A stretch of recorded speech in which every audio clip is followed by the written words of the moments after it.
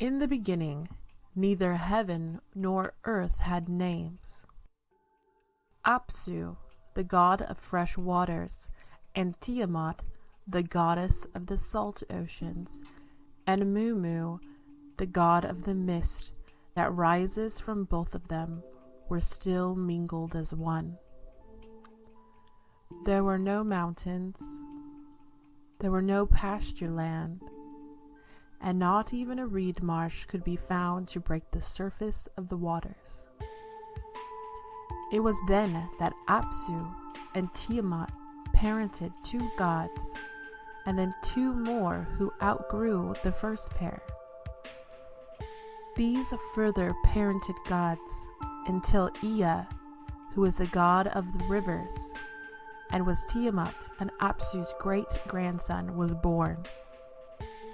Ea was the cleverest of the gods, and with his magic, Ea became the most powerful of the gods, ruling even his forebears. Apsu and Tiamat's descendants became an unruly crowd. Eventually, Apsu, in his frustration and inability to sleep with the clamor, went to Tiamat, and he proposed to her that he slay their noisy offspring.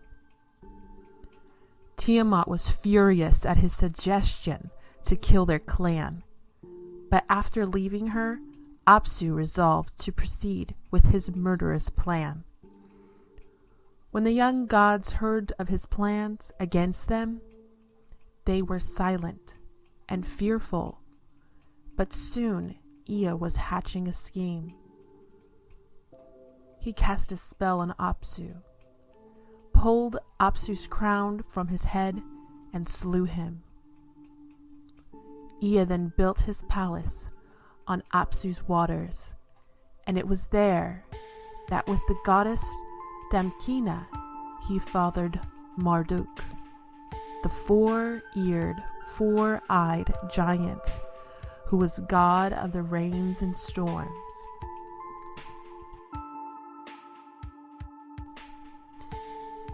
The other gods, however, went to Tiamat and complained of how Ea had slain her husband. Aroused, she collected an army of dragons and monsters, and at its head she placed the god Kinnu, whom she gave magical powers as well. Even Ea was at a loss of how to combat such a host, until he finally called back on his son Marduk. Marduk gladly agreed to take on his father's battle. Marduk would rule the gods after achieving this victory. The other gods agreed, and at banquet they gave him his royal robes and scepter. Marduk armed himself with bow and arrows, a club, and lightning, and he went in search of Tiamat's monstrous army. Rolling his thunder and his storms in front of him, he attacked. And Kinnu's battle plans soon disintegrated. Tiamat was left alone to fight Marduk, and she howled as they closed for battle. They struggled as Marduk caught her in his nets. When she opened her mouth to devour him, he filled it with the evil wind that served him. She was unable to shut her mouth, and he shot an arrow down it and split her heart into 2 pieces.